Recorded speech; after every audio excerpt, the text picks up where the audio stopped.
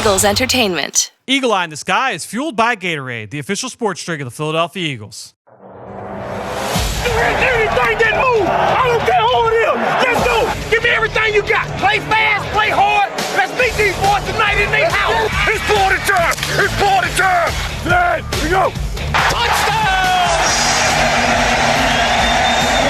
You're listening to the Eagle Eye in the Sky podcast.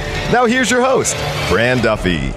That's right. Another week, and the NFC East hangs in the balance as the Eagle Eye in the Sky podcast, fueled by Gatorade, continues. I'm Fran Duffy, and as always, I think we've got a great show for you here on episode number 281. At the top of this week's show, we've got Chalk Talk, where I chat with Greg Cosell about the Eagles and their Thursday night win over the New York Giants, before we then transition to this Sunday night's pivotal matchup against the Dallas Cowboys. These are two banged-up teams, but Greg and I will go through everything you need to know on both sides of the football, and we will do all of that in Chalk Talk. Before we get to that, though, just a quick reminder, if you have not lately, please jump on Apple Podcasts or Stitcher, leave us a rating, leave us a comment. If you leave us a question, I promise you that we will answer it here on the show. If I don't do it on this weekly episode, the one early on with Greg Cosell, then I will always do it in the back half of the week with the episode with myself and Ben Fennell.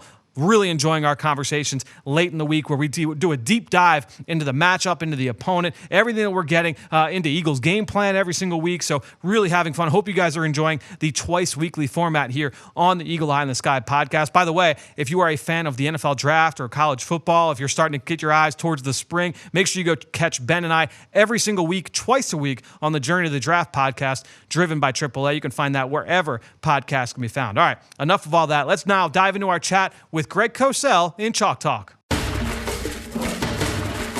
Let's get down to business. It's time for Chalk Talk. Well, back again here on Chalk Talk on the Eagle Eye in the Sky podcast, fueled by Gatorade. My friend Greg Cosell. Greg, welcome back, man. Fran, what's happening? At least we have an Eagles win. I'm pretty excited. We got a first-place Eagles team. We got a first-place Eagles team. We got a battle for the top of the NFC East here in Week 8. There's plenty to talk about here, obviously, with both of these teams, with the Eagles and the Cowboys. And we will start with the Eagles game last Thursday night. So this is we're not 1 day removed from this game as we typically are when we have our chats. But going back, I know both you and I watched this film on Friday and Saturday and just got a sense of what the Eagles brought to the table, what they did to come out with that win. I'd like to just talk to you really first at the top, just about the performance of Carson Wentz and what he did, because obviously the big thing to me, this was not Carson Wentz's best game by far, right? I mean, this was not a great performance by him. When you look at the first couple of quarters, there were misses both mentally and physically. There were some bad sacks. There was the interception that was bad down in the end zone. I think there were some really tough plays, but seeing him bounce back the way that he did to win the game late, I think that's what you're hoping for from your franchise quarterback, right? I mean, that's what those guys get paid the money for, is to come up big in those situations. And and we both knew 100%, right, that when the Giants scored to make it 21-10, that the Eagles were going to come back to win that game. It was just no question, right? Yeah, I mean, anybody could have done that, right? Anybody. Yeah, could have done that. I mean, come on. Yeah. No, and you're 100% right, and I think that you and I have spoken, and I did a deep dive on Carson Wentz this summer, and you and I have spoken about that. I probably watched 350 dropbacks this summer, because obviously I was home, as everybody was. And I think, and I've always been a big fan of Wentz. You and I were big fans when he came out of North Dakota State. Yep. I thought he was the best quarterback in that draft. I thought he was, really a high-level prospect. And he's done a good job in his NFL career, but he's a certain kind of player. And I think that we know that he's not necessarily a precise rhythmic thrower. That's not his game. Even at his best, you're not going to say that he's a Drew Brees kind of quarterback. That's not what he is. He probably fits more along a Brett Favre style quarterback. And there's nothing wrong with that, by the way. I think that because the Eagles have had offensive line issues, which impacts the passing game in both obvious and subtle ways, I think that has made Wentz be an up and down player this year. He's had moments of absolute greatness and moments where you say, hey, we can be better than that. And those last 6 minutes, that becomes a quarterback's game. And as you said, that's where you really get excited, because I think Wentz becomes that kind of quarterback. That's where he's probably most comfortable. Yeah, and I think, to me, watching this game, There was one game. It's funny you brought up North Dakota State because there was one game from his college evaluation that this game most reminded me of.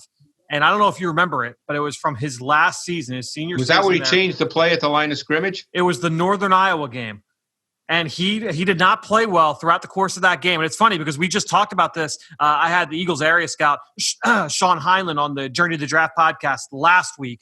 And we talked about Carson Wentz coming out of college. And we said, some of the things that he liked and some of the things that that he remembers that caught his eye. And he said there was one game that really stuck with me. And he said it was Northern Iowa. And I stopped him. I was like, Sean, I remember the game vividly. He did not play well. He had turnovers in the game. He had some misfires in the game.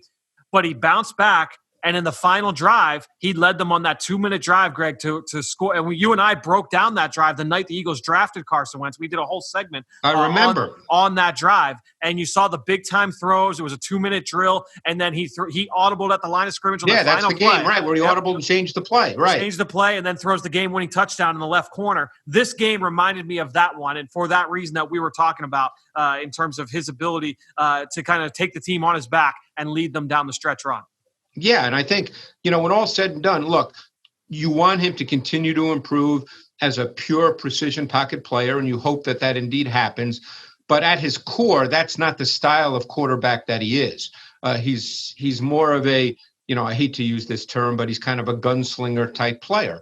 And, that game was very reflective and representative of that because with 6 minutes to go, needing 2 scores, and you didn't really have time for lengthy drives. You were beyond the point of let's hit 8-yard passes to march down the field.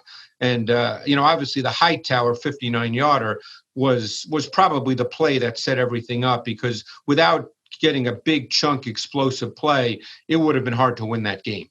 Yeah, I think you look at the 59-yarder to Hightower, which was a great ball down the right sideline. You look at the 30-yarder to Richard Rodgers, which was a second reaction play. He had pressure coming from his left side with 2 blitzers coming from that side. They weren't going to be picked up. He did a great job feeling that, rolling right and hitting Rodgers in stride downfield. On both of those plays, you saw just how that he's got that ability to threaten the defense at all 3 levels, and that was certainly evident in that game. Let me ask you a question on the Rodgers 30-yarder. I thought. Yeah. What I saw, and I'm curious if you saw the same thing.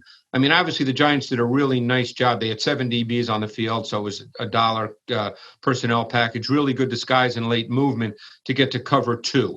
And it was kind of a 4-man zone exchange pass rush with Ballantyne and Peppers. They rushed off Carson's backside.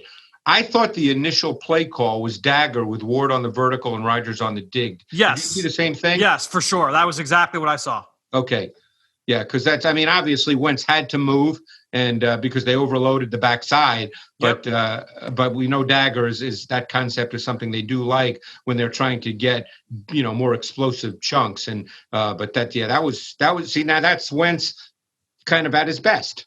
Had the protection held up, they recognized the blitz and been able to pick that up, he would have hit Rodgers for a nice gain and over the middle of the field. Just his ability to kind of hang in there, keep the play alive, roll right, and Rodgers to keep running through the route and stay uncovered, make himself available. That was certainly big time in that situation. To me that's and of course the other throw that I thought was a pretty big time throw, and it was interesting to me the way the Giants played it was the Fulgham 40-yarder. The way the Giants played it was very interesting to me because the boundary corner squeezed in. I thought it was cover 3. Did you think it was cover 3? I saw it as cover 3, and what I thought was that when you saw that, I believe it was Greg Ward running to the flat. When the number 2 receiver ran to the flat, I think that the corner decided, you know what, this guy's staying short. I'm going to squeeze in with the inside receiver here, and then he let. Oh no, that was Fulgham, yeah. And then he let Fulgham work up the sideline. The boundary corner Lewis squeezed inside to play the vertical release of Rodgers, who was number 2. Yes, the flat defender Peppers ending up matching Fulgham, who was number 1. You normally don't see that in a cover 3 unless they have some rule which we're not aware of, because normally you do not see the flat defender running vertically with number 1 or trying to run vertically with number 1. Yeah, so the way I saw that play and the John Hightower 59-yarder was really where they kind of put that cover 3 corner in a tough spot, or at least whether it was done intentionally or unintentionally. The cover 3 corner was in a spot where he had 2 routes to defend and chose poorly, to quote Indiana Jones. He chose poorly on both. On the one on the. Yeah, I thought the Hightower one was a little more obvious because that was 4 verticals with the slot receiver Arcega-Whiteside grabbing the eyes of Lewis, who stopped his feet. That I could understand. Yeah. Because that was 2 verticals, and in that concept, cover 3, the outside corner has to be aware of number 2 running vertically. But the Fulgham 40-yarder, I'm not sure I've seen it quite played that way, but hey, it doesn't matter. It was a great throw. Yeah, it was a great throw, and and Hightower or Fulgham came through with a great catch as well. Kind of spinning in the air to pull that one in. All right, so we talked through Carson Wentz. I thought in terms of first of all, we didn't even talk about the game-winning throw, the touchdown to Boston Scott, which was just an absolute. It was another crappy throw. Yeah. Exactly. Right. Yeah. Just an absolute dime from Carson Wentz stepping up, and where he put that. A little reminiscent of that Corey Clement touchdown from a few years ago. Yes, it was very reminiscent. It was the same corner of the end zone against Washington, prime time on Monday night. That one, not a Thursday night game. The other play, Greg, that it reminded me of was in the Super Bowl, Nick Foles to Corey Clement. Because of it beating the bracket, because the one that was reviewed yes, and the reason why is just because of the bracket being in play and Corey Clement not being accounted for in the bracket and turning into a 1-on-1 down the field of the running back on a vertical route. Yeah, and I thought, that was a really good job by Wentz because I thought the progression was left to right. I thought that Scott was literally the last guy he was going to throw to. Yeah, and he was. Did you see it that way? That's exactly how I saw it. And we had people hitting me up saying, "Oh, well, Greg Ward was breaking wide open." By the time when he was on Ward's progression, if he had thrown it to Ward at that point, that ball was getting picked. And Dan Orlovsky made the point. He actually responded to the video on Twitter and said, "Yeah, if he throws it to Greg Ward there, it's getting picked by 3 different people." You know how that goes. You see that stuff on TV. There was another play. A 3rd down play to Deshaun Jackson where he threw him on the quick slant. And people said Fulgham was wide open. Well, no, he wasn't. He was wide open about an hour after the play happened. Right, exactly. Yeah. No, he can't pull the trigger to Ward there. There's a couple defenders in the area. Yeah. But by the time he gets over to Scott, it was just a ridiculous throw, a great catch by Scott. In that moment, it was just one of those perfect plays. Phenomenal throw and a tough catch. A tough catch had to be made, but the throw couldn't have been put anywhere else. Yeah, it was beautiful. It was outstanding. And I think when you look, down the stretch in that performance, just outstanding stuff from Carson Wentz. Talking about Boston Scott, we can talk about the run game here a little bit. I thought the offensive line did a pretty solid job in terms of getting some movement. They didn't have a ton of success on the ground, but I thought overall they did some nice things. We saw some good movement up front. I'm interested to kind of get your thoughts on the offensive line performance from some of the young guys. We saw Jordan Milada. We saw Sua Opeta make his first start, and then we saw Nate Herbig as well move back over to right guard. We saw Matt Pryor in at right tackle for chunks because Lane Johnson was in and out with injuries. So a bunch of the young linemen. I guess we could start with Milada. I thought with Jordan Milada, it was probably his toughest start of what we've seen so far. To me, there were 2 factors at play there with Jordan. I think to me, you look at this New York front. It's different from what he had seen so far this season. And the big difference was that there was a heavy rotation of different guys with different body types coming in and going off against him. And he had trouble with Leonard Williams. That was the guy who I think gave him the most trouble. I don't think he's seen a guy down to down like a Leonard Williams from a bigger, heavier, he's gone against Bud Dupree and kind of, those more lighter guys. He didn't go against a guy like Leonard Williams yet, which I thought that was a tough matchup for him. And then number 2, he had Opeta making his first start next to him. So you don't know how that affected him as well. But I'm interested to kind of get your thoughts on those guys. And we'll start with Milada. I thought it was a very up and down game. I thought it was probably his least consistent performance. Yeah. And you hit it on the head there, right there. So we'll leave it at that because, I don't remember every specific play or anything like that. But I thought Opeta did a nice job. I really did. I thought that overall, I thought that he was solid. If you didn't know it was his first, I assume it was his first NFL start. It was, yes. Yeah. I think if you didn't know that, you wouldn't have thought that, this guy, he wasn't overmatched to me at all.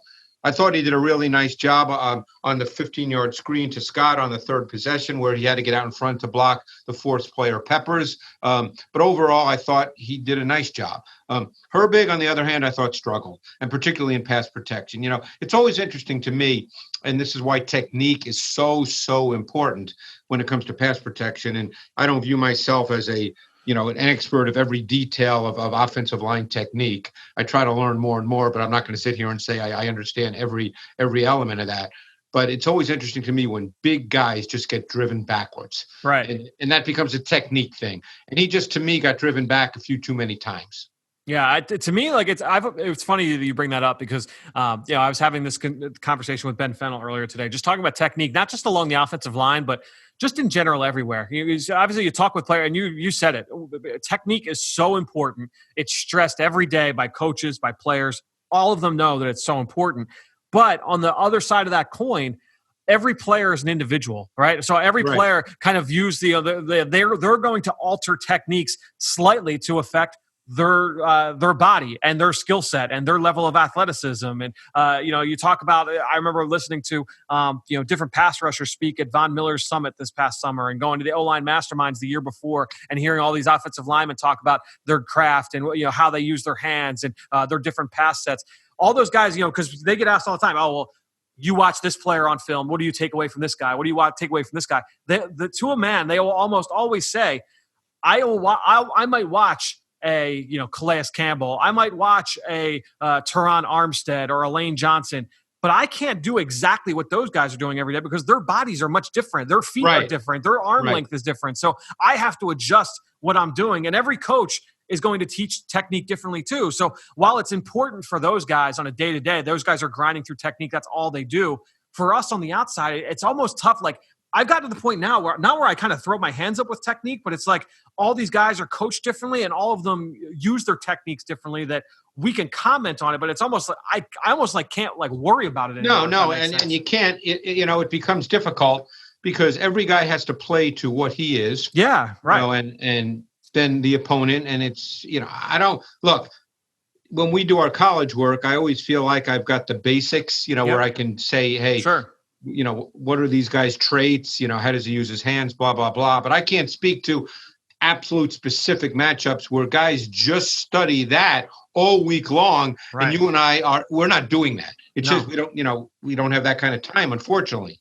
Yeah. And to me, it's just it's funny. Just not to go too far down a rabbit hole, but that was kind of the a side part that I thought was kind of interesting. So talking through the rest of the receivers, we saw Deshaun Jackson on the opening drive. He takes that first play for that end around. We've seen that end around. Greg, you broke that counter end around down on Eagles game plan a few weeks ago. The 49ers ran it for the Brandon Ayuk touchdown against that same Giants defense. So and we've seen that play all around the NFL. It's been run against the Eagles a couple times. So it's fun to see that that copycat play being used all around the league. And plays like that now, they're no longer gimmick plays. They're part of what teams do because the league has become so focused on misdirection and deception offensively. Those kinds of plays, years ago we go, oh my God, it's a gimmick. Those are not gimmick plays anymore. Yeah, and the Eagles, they ran a nice screen play for 15 yards to Boston Scott off some end-around action in that game, which was good to see. They haven't been able to get the screen game consistently going yet this year. So, them getting that one off was, I thought, a positive sign. I'm just trying to think if there's anything else offensively that's worth talking about. We're trying to hit on everything. They went to 10 personnel on some snaps in the second quarter. I believe that was the first time they've done that this year. Yeah, they barely played any 12 the other night. We saw a couple snaps. I think it was 2 or 3 snaps to 12 personnel. Obviously, without Zach Ertz, without Dallas Goedert, it's just a fact that their best personnel package is not going to be with 2 tight ends on the field. I felt for you. It was. Did you see the play? They ran that switch release concept with Jason Kroom, where he was going to be breaking wide open on that vertical route. I believe it was a sack. I think it was either a sack or Carson got pressured and had to hit the check down. But Jason Kroom was working wide open vertically down the field on a vertical route. It was. I thought of you because I know you've been pounding the drum on Jason Kroom. Yeah, he only played 9 snaps. They were in 11 on 75% of their offensive snaps. Clearly, that's the way they want to play right now. I mean, I guess we'll see. I don't know what will happen now because I guess Rager might go this week. We don't know that. I guess we'll find out. I just want to make, one other point about Wentz, because I thought he made 2 big-time throws late in the second quarter. Was that when Elliott missed the field goal, but when he hit Jackson for 15 yards in the outside void and cover 2, 16 yards on the out route versus 2-man. Yes. 2 really big-time throws from the pocket. Yes, that one for Fulgham was a big time throw along the sideline. I remember exactly what you're talking about. It was a great throw. No, I was glad you brought those throws up. Let's go over to the defensive side. I thought the defensive line, did a really nice job in this game. Obviously, you got the game-sealing play, Brandon Graham getting home for the sack fumble. We saw Derek Barnett on a really nice, slick spin move against Andrew Thomas. We talked about Thomas last week and some of the struggles he's had protecting both the inside and the outside. Honestly, showed up in this game. Showed up in that game for sure. And I thought in the run game we saw some really good things from Fletcher Cox as well. So I thought the defensive line was good. And then the blitz. I mean, there was a ton of blitzing in this game from Jim Schwartz as well. Yeah, my favorite one was when Singleton blew up Freeman on a 4-man zone exchange pressure early in the third quarter. You remember that? Yeah, I remember. They highlighted it very well in the broadcast as well. Yeah, no, Singleton has played well. I mean, this was probably as good a game as Nate Gary has played, and certainly that I can recall. I thought that Jim Schwartz did some good things in this game. He showed, like you said, some different pressure looks at a sub-nickel. I thought Gary's sack was a good example of that. It was a 5-man pressure with Gary and slot corner LeBlanc blitzing from opposite edges. Cox and Hargrave dropped out. It was that cover 3 robber concept with and Singleton was the robber on that play. So I thought they showed some different looks. I think Coach Schwartz has been doing some different things the last couple of weeks, and I think that's good. I think you're trying to show offenses different things. Yeah, and I think the big thing too coming into that one was Daniel Jones. I believe coming into the week had the second lowest rating quarterback rating against the blitz in the NFL. So the Eagles, certainly. My guess is that was not helped by that performance because there was a bunch of negative plays there against the blitz. But I think when you looked at it, certainly they did some really good things. That Nate Gary sack I thought was really well done. They dropped both D tackles a number of times in this game with positive results. So they did some really creative things. And even when they don't bring pressure, the threat of pressure, that helped lead to Jalen Mills' interception late in the second quarter as well. Yeah, that had that double mug look with Singleton and Gary in the A-gaps. It had a 0 look in coverage. But so, again, now it just comes down to how you categorize it because there was no deep safety on the play. So, but to me, it was more of a zone match coverage than a true cover 0, but there was no deep safety. Right, exactly right. Yeah, that was the tough one there for the Giants from that standpoint. Because different coaches, I've talked with coaches through the years about how you categorize that. Some guys say it's 0, and other guys say, well, it's not exactly 0. It just depends on how you want to categorize it when you're doing your work. Yep, exactly. When you're running your cut-ups. Let's jump into this Dallas Cowboys team and really this matchup here for Sunday Night Football here, Greg. And obviously we'll start on the offensive side for Dallas. And look, they are, I would say as beat up as the Eagles are, injury-wise right now, right? I mean, you lose Dak Prescott. We don't know what's going on with the quarterback situation as of this point. You look at Andy Dalton. He is in the concussion protocol after that dirty hit against Washington on Sunday. I think when you look at it's going to either be Andy Dalton or Ben DiNucci.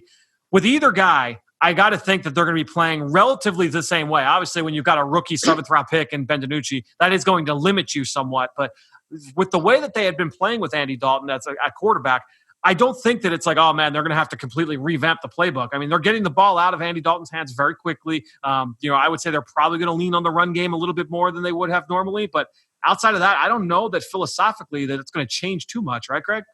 I would think not. And I think the biggest concern, if you're a Cowboys fan, is their inability to run the ball because early in the season, we said, they've got Dak. He's tossing it around, playing great football. They've got 3 really good wideouts. So it seemed to make some kind of philosophical sense that Dak, instead of getting 23, 24 carries, was only getting maybe 13 or 14.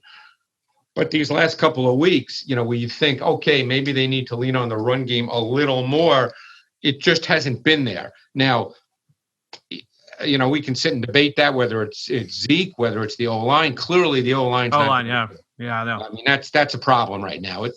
And that's where the Eagles have a distinct advantage. So you'd like to hope that advantage plays out, but whoever plays quarterback, to me, and maybe I'm wrong, it would seem to me they're trying to win this game. We're not making a statement about how to play football in the NFL. okay, about, the run game and the quarterback. We're not talking about that. We're talking about, if you're a Cowboy fan, you want them to win this game. And to win this game, because their defense has been so bad, you need to shorten the game. You need to eat up some clock so your defense plays fewer snaps. So you'd like to think that they're going to, lean on the run game, whether it's Zeke, whether it's a combination of Zeke and Tony Pollard, who's actually looked pretty good. However they want to do it, you would think that would be the plan. I think, and it would be just such a stark change from what they've been so far, because right now, and this is thrown off a little bit because of the fact that, this team has been in 2 minute, for a large chunk of the second halves, and when they're trying to come back, and you look back to the first couple of weeks of the season with Dak Prescott, they had the big win against Atlanta. They had a couple other big comeback wins. They had the almost win over Cleveland where they had to come back late. But they're 31st right now in run percentage, and they're 29th right now in running on first down. So this is a team that has not shown a commitment to the run game. No. I'll be interested to see if they do decide to flip the script a little bit here with now, potentially Ben DiNucci under center. I agree with you. It hasn't been that Zeke has looked great either. So it's not like, oh man, they're running at 5.5 yards a clip. They need to be feeding him the football. We haven't necessarily seen that one Zeke game yet. No. From him, where he just looks like he's unstoppable. No, and again, I don't want to sit here and say, hey, Zeke can't play anymore. I don't do that kind of stuff. But clearly there has not been, and he's not necessarily a guy who's going to break 50, 60-yard touchdown runs. Right, yep. But he's been so good at the 12-yarder, the 16-yarder, the 21-yarder, and we just haven't seen those. Yeah, I mean, they're 17th in the league right now, or 22nd in the league right now, I should say, in 10 yards in rushing plays of 10 plus yards. Yeah. Sorry, I couldn't get that out. No. They have not been able to create the X plays in the run game. But then from a pressure standpoint, man, I mean, you mentioned the offensive line has been an issue, right? I mean, they're, Tyron Smith's out. Brandon Knight is out at left tackle. So now they're on their third left tackle in Cam Irving, who just came off injured reserve. So he got his first start this past week against Washington. At left guard, Connor Williams has been in and out. He's been in the lineup now for the last couple of weeks, former second-round pick. I would say coming into the year with everybody healthy, he was the weak point, maybe. I mean, I guess you would look at center and say that was a question mark. I think he's been very up and down in his NFL career. Yeah, he has not had a great start to the career, but right now he's their highest seeded offensive lineman in terms of the guys that are healthy. At center, they were planning on Joe Looney being the guy. It sounds like he's going to be back in the mix at practice. He's been on injured reserve right now up until this point. And you can play with him. He's not a star, but you can line him up. Yeah, and we'll see if he goes because he's just getting back to practice this week. If not, it'll continue to be the rookie Tyler Biadasz, who has definitely had his struggles on the interior so far early in his NFL career. At right guard, Zach Martin looks like could be back in the lineup. He was out with a concussion this past week. But it sounds like they might toy with the idea of moving him to right tackle, Greg, and having him play out there. I know he played tackle for one game earlier this season, was a former tackle at Notre Dame. Terrence Steele, an undrafted rookie free agent, has been the right tackle for a majority of the year with Lael Collins out, and he has struggled both run game and pass game. So, yeah, I mean, they're hurting along the offensive line. That is a matchup that you're hoping that the Eagles can kind of dominate and really kind of take control of this game. Without question. And then their biggest issue, and then, when they have their meetings this week, when the coaches are sitting around trying to figure all this out, is you've got three really good wideouts. So you think, okay, we want to get them the ball. So how do you go about getting them the ball? It's hard when your O-line is not very good. And we all talk about the quick game and let's get the ball out. But, the Eagles know that too. Yep. The last thing you want to have happen in this game is all of a sudden they hit two big plays because their receivers are really good. Yep. And that's the last thing. All of a sudden, you're doing a great job defensively, and there's two 50-plus yard touchdowns. That can't happen in this game. And the receivers are good enough to do that. Yes, and that's what's been interesting, kind of just like reading, if you're just looking at the numbers with them, they're second in the league right now in 20-plus completions, so pass completions of 20-plus yards and of touchdowns of 20-plus yards. They've been big play, but they with Dak, that's the big thing for sure. But the other big part of that is that they also lead the league right now in 10-play drives. This is a team that and I think that speaks to the way that they play. It's not bombs away down the field, down the field. It is. You and I talked about this when Mike McCarthy was hired. Mike McCarthy's kind of game plan, his philosophy in Green Bay was simple, basic, West Coast quick game concepts. They're going to run double slant. They're going to run stick. They're going to run slant flat. They're going to run all those basic like day one, day two install plays for the West Coast offense. And then they would mix in those double moves off of that. I remember, studying Aaron Rodgers and that Mike McCarthy offense years ago. And it was, all right, they're going to run stick and then they're going to run stick nod. They're going to run double slant and then they're going to run sluggo. They're going to run sluggo seam. They're going to work all those different double moves to create those big plays. We haven't necessarily seen those double moves, but the big play element down the field is Michael Gallup as the X-ISO receiver, ton of fade routes, go balls down the sideline with him. Yep. That's like the Steelers do. Yeah, no question. Yeah. It's very similar to that. To me, like that's the offense that is most comparable to what the Eagles have faced so far. As you look at Pittsburgh, that ball is out of Ben Roethlisberger's hands as quickly as possible. I think Ben Fennell just said that on the podcast last week, that the ball comes out of Ben Roethlisberger's hands faster than any quarterback in the NFL right now. That's the way that they're playing. It's going to be top of the drop, ball out. And I think part of that is with the issues they've had along the offensive line. But I think that part of that speaks to the philosophy of Mike McCarthy as well. Probably true. And what we don't know is what Mike McCarthy, Kellen Moore, what that balance is. But we'll get to the defense here probably now, I guess. Yeah. But when your defense has played as poorly as they have, giving up all these points, you have to try to play some kind of complementary football. And like I said, this isn't a statement. I'm not speaking from 30,000 feet, making a statement about offense in the NFL. Because people right away would say, "Oh no, you got to throw the ball in this league. It's about the quarterback." The Cowboys are just trying to win Sunday night. Yeah, that's all they're trying to do. They've got a 7th-round pick from James Madison starting a quarterback on Sunday, potentially. More than likely. Potentially. More than likely. So you're trying to win this game. You're not making a statement about where the state of football is in the NFL. Yep. So where your defense is right now, you'd really like to be able to limit the number of snaps they're on the field. Because right now it's a bad defense. It's a bad defense in terms of a ton of assignment mistakes, a ton of mistakes by individuals within assignments, at all three levels of the defense. Guys just getting moved. I mean, I made a point to you before we started the podcast that, to me, the Gibson 12-yard touchdown this week, the Antonio Gibson run by Washington, was so representative of their run defense. Poe, who, by the way, has not played well this year at all. No.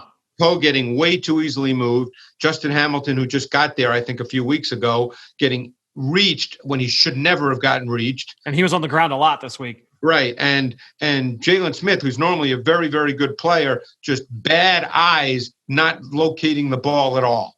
And Gibson scores on a 12-yard touchdown. Just a play that's symptomatic, almost a summation of where they are defensively. In the run game. Pass game, we could speak for hours. Right. Coming into the year, I remember I talked with Brian Broudus here on the show coming into the season about, all right, what is the identity going to be of this defense with Mike Nolan? Because no one was quite sure. You kind of knew what they thought. You knew where he wanted to be ideally in 3 or 4 years. But that's kind of a far removal from what they've been with Rod Marinelli, with that scheme. And so right off the bat, I mean, look, when they're in base, and they're only in base for 23% of the time, right? This is a sub-package defense, just like everybody in the NFL. They're 67% nickel right now, and they're dime 3%. So the 3/4 of the time, they're in sub-package. But when they're in their base, they're a 3-4 personnel. They're going to have what they have is 5 defensive linemen on the field. They're going to play, with the 3-4 front with Aldon Smith and DeMarcus Lawrence on opposite sides. You're going to have Dorrance Armstrong in there. You're going to have the defensive tackles in there. You mentioned Hamilton and Poe. Those are the guys that they're going to be lined up down on the line of scrimmage. And then you're going to have Smith and you're going to have Van Der Esch. Van Der Esch just came back from injury. Smith has been healthy throughout the course of this year. The secondary has been kind of a bunch of rotating doors, both at corner and really at safety as well. I mean, they've really, you mentioned, I mean, I did the eye discipline against the run and the pass. They're giving up big plays left and right. The run game, this is the most damning stat, Greg. Ben Fennell tweeted this out earlier today. When you look at their run defense, they are last in the NFL right now in yards before contact, right? They've allowed 549 yards before contact, before a guy is touched. That's most in the league. Then on top of that, they have allowed the second most yards after contact. So not only are they giving up the first yards without touching a guy, but they are not getting a guy to the ground. Usually one team, you see that teams are on one side of the spectrum or the other. Rarely are they on the bad side of both of those categories. And that just kind of speaks to where this Dallas defense is at this point. Yeah, and just make a couple of quick points because we can belabor how bad they are. They're still going to try to line up and play. Of course. And I just want to get to that. Defensively, in the secondary, they've, And Mike Nolan, obviously everybody gives him grief, and Mike McCarthy. But you think back to the long touchdown 2 weeks ago to Christian Kirk. It was cover 3. What Darryl Worley was doing, I can't speak to that. I don't know what he was doing. Right. This week, the long touchdown to Terry McLaurin, Trayvon Diggs, who I think's actually played pretty well overall. But his eyes were in the backfield. He's looking at the play fake. Yeah. I don't know why. It was cover 4. He's not a run player there. Yeah. His eyes he's not a run support player. So things like that. But just let me throw something out to you. The Cowboys, when they played Washington this week, blitzed an awful lot. Okay? When they played Arizona and Seattle, 2 teams with mobile quarterbacks. Now, Wentz isn't quite like that, but Wentz certainly has second reaction ability. I mean, I wouldn't say Wentz is exactly like Wilson or Murray, would you? No, certainly. I wouldn't put him at that level, no. No, but he definitely has second reaction ability. Correct, exactly. They hardly blitzed at all against Kyler Murray and against Russell Wilson. So I think there'll be kind of an in-between in this game. I think they'll try to go after Carson Wentz selectively, depending on down and distance, personnel, field location, more so than against Arizona and Seattle, but not quite as much as they did against Washington, where they blitzed against 40% of Kyle Allen's dropbacks. Yeah, and I think when you look at some of the teams that the Eagles have played over the last couple of weeks, you look at Baltimore, you look at the Giants, they had some success when they blitzed. So I'm sure Dallas will see that and say, all right, look, and even looking back at old matchups with their defense against the Eagles offense, we remember the sack Jordan Lewis had from the slot last year in the game that was down in Jerry World. I think you look at those kinds of plays and say, this is probably what we're going to bring to the table in this week's game plan. I would agree 100%. Because no matter – look, you and I both know no matter how poorly you're playing, coaches still work their tails off, and they're going to coach. That's what they do. So they're going to try to come up with a game plan that they feel is effective against the Eagles. And if we're being totally honest, the Eagle offense has for the most part been better over the last 3 weeks. But I don't think either you and I are going to sit here and say it's an explosive offense that every week is going to put up 30. Right, exactly. And to me, just real quick, again, kind of honing in on this matchup. If we're talking like individual matchups here, I think Eagles fans are used to DeMarcus Lawrence lining up against the right tackle, right? We're used to that DeMarcus Lawrence, Lane Johnson matchup. That's different this year. They're different in this scheme, right? Because Lawrence is a guy that he shifts to the strong side of the formation. He plays to the tight end side. Aldon Smith plays to the weak side. So they will bounce both of those guys back and forth. So it's not just one-on-one matchups there along the offensive line. So you'll see DeMarcus Lawrence both against whoever's at right tackle for the Eagles. We don't know that as we sit here on Monday night. And then also going up against Jordan Milada. Big test here for Jordan Milada on Sunday night against DeMarcus Lawrence for half the snaps. Yeah, and again, that's the crazy thing about this defense. Their front seven has good players. They're not playing well, but they're good players. So any given week, they could play well, and you don't want it to be this week if you're an Eagles fan. Yep. And I guess real quickly, Greg, last question I'll ask you on this matchup. Do you feel that the Eagles could try and shadow Darius Slay with Amari Cooper? Or do you feel like with the way that these guys are playing, that they'll kind of play sides or maybe pick, maybe on third down they'll match them, but otherwise he'll play a side? I'm interested to get your thoughts there because the Eagles, once again, played Nickel Roby-Coleman on the outside. Avonte Maddox really only playing special teams this past week. He played the final 3 snaps of the game. Those are the only times Avonte Maddox played. Yep, that's true. How do you feel that'll go? This might be seen as a hot take, Fran. I don't do hot takes, but I think the more dangerous receiver on the Cowboys right now, vertically, is Michael Gallup. Without question, yeah. I mean, he's their deep threat. He's their deep threat. So again, I think Cooper. Obviously, if you're an Eagles fan, Cooper's had big games without question. I'm not sitting here saying Amari Cooper's not a good player. He can be special in any given game. But I think if you're trying to prevent big plays, I don't know. I think Gallup is the guy that gives that team a little more of the vertical threat than Cooper does. He's turned into a much better player than I thought he would be coming out of Colorado State, Greg. He's turned into a nice player. I liked him a lot coming out. I'm not going to sit here and tell you that I thought he'd be exactly this, but I liked him. Yeah, you liked him more than I did for sure. Yeah. He was certainly a flash player, and he's turned into a really good player for the Cowboys. And I think when you look, just at this receiving core, that is going to be the key for the Eagles. And that goes in hand with the offense or the defensive line being able to win those matchups. Is you don't want to start getting burned by this group. It is a highly yak offense. I mean, they rely very heavily on yards after catch. But when they do go deep, I mean, Gallup is that guy that you've got to worry about.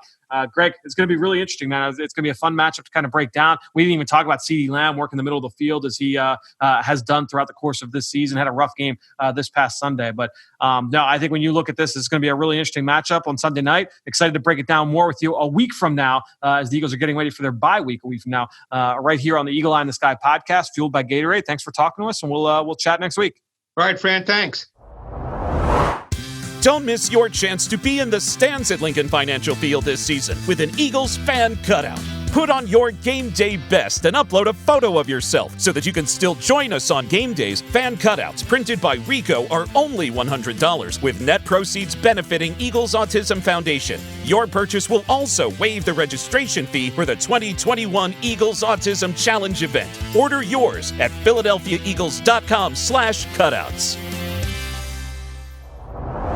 Before we keep going with this episode, it's really important to me that I talk about voting. Now, depending on when you're listening to this episode, we are just 1 week away from Election Day, and I've talked about mail-in voting and all the things you need to know about that to get that done safely and efficiently and effectively. Now, let's talk about in-person voting next week. First things first, more so than any other year, you need to make sure you confirm your polling place. You can do that at gettothepolls.com. Again, that is gettothepolls.com. If you voted back in the spring during primaries, you may remember that a lot of polling places got consolidated because of COVID-19. That will likely be the case again in a lot of areas. So just to be sure, make sure that you know exactly where your polling place is going to be for this election next week. When you go to vote, make sure that you give yourself plenty of time. You don't know what the crowds are going to look like, so give yourself more time than you think you'll need when you go out. Next up, obviously, remember to social distance. Wear your mask. Stay at least 6 feet away from other people whenever possible. Not all states are going to enforce mask wearing. Not everyone's going to make that mandatory, but just to be safe, please. It's better to be safe than sorry. Remember, masks are not for you. It's for those around you. You're going to be voting around seniors, people with conditions that make them more susceptible to serious symptoms of COVID-19. So please just wear your mask, wear it correctly, cover your nose, all of that. Now, next up, use hand sanitizer before you touch all surfaces. However, do not put hand sanitizer on voting machines themselves. Count that. You want to make sure you rely on your poll place workers to make sure that those machines are clean. But if you put hand sanitizer or soap on the machine yourself, you could cause it to malfunction. So please, please, please do not do that. Avoid touching any other surfaces that you don't need to touch. Above all else, just be smart. Be safe. Remember, 100 million eligible voters did not participate in the general election 4 years ago in 2016. Do what you can to help lower that number. It is all of our civic duty to make sure that all of our voices are heard. Get out and vote on November 3rd. Well, great stuff this week from Greg Cosell, who you can follow on Twitter, just like I do, at Greg Cosell. And while you're at it, I'm at Eagles XOs. That's where I post all the podcasts I'm a part of and all of our X's and O's content that we produce at PhiladelphiaEagles.com. And you know, I greatly appreciate everybody that promotes this podcast on all forms of social media. That's one way to support the show. But the best way is to go into Apple Podcasts or Stitcher, leave us a rating, or even leave us a comment. I wanted to give a shout out today to someone who left a rating and a question. ID Carrots left a 5-star review on our Apple Podcast page saying, love the insight from the show. Fran, who is to blame for the Eagles' health problems and why has it seemingly gone unaddressed in the organization? So ID, I would disagree with that last part. I think when you look over the last couple of years, there have certainly been staffing changes up and down that side of the building. And then look, even Eagles general manager Howie Roseman came out in January and talked about the need to get younger, right? Hope is not a strategy, was what he said. And I think when you look at that, they followed that up with 10 draft picks. They went out and made sure that all the guys that they brought in, there weren't really injury histories with some of those guys. And unfortunately, I know it's not easy to say or easy to hear, but look, there's a certain amount of luck that goes into the injuries and health, durability. Jalen Reagor never had an injury. Will Parks never had an injury. The guys that you look at Javon Hargrave never had an injury, and he's banged up coming into the season. I mean, it's obviously look, it was a very unique offseason for every team in the NFL. When you're talking about all the different injuries that are popping up all around the league, every team is dealing with it for the most part to a certain extent. The Eagles are obviously extremely banged up. The team that they're playing this week, the Dallas Cowboys, have been extremely banged up as well, and they continue to be. So to me, look, if I were to look at this, you take a step back and you say, man, all these injuries, it's all soft tissue, right? It's all hamstrings or calves or quads. then you say, all right, well, maybe that's one thing. Maybe there's something wrong with the process, something going on behind the scenes. But that's not the case. It is a contact sport. There are ankles, there are knees, there are thumbs, and obviously there are hamstrings and quads, but there are shoulder injuries. I mean, it's a tough game. And so when you're having those kinds of things, sometimes some teams have more luck than others when it comes to dealing with injuries on a year-to-year basis. The Eagles have just not had good injury luck over the last couple of years, and this year has been no different. I don't know how else to kind of explain it. I don't know that anybody can, honestly, even people that are much smarter on the topic than I am. But it's a good question. Glad you asked it. Thanks so much for the review, and thanks so much for the question on our Apple Podcast page. Special thanks as well to Greg Cosell and all of you out there for your continued support of this show and all the rest of our podcast offerings on PhiladelphiaEagles.com. All that being said, I think that'll do it. Another show in the books here on the Eagle Eye in the Sky podcast, fueled by Gatorade. For everybody here at the NovaCare Complex, I'm Fran Duffy. We'll talk to you later this week.